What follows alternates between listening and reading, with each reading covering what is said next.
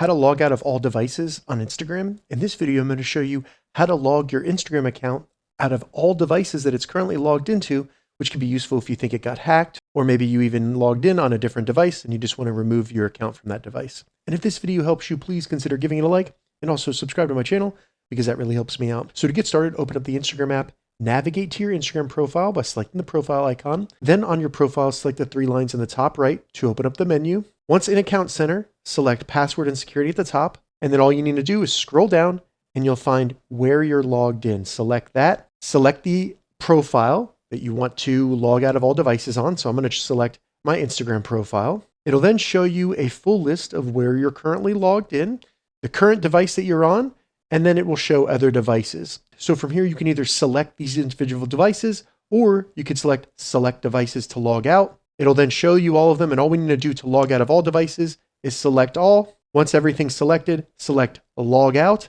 and then it will log out every single device other than the one you're currently on. Now, after you do that, if you think that your account may have been hacked, select the blue link up here that says Secure Account. That'll walk you through some steps of changing your password, and you can also turn on two-factor authentication, things like that.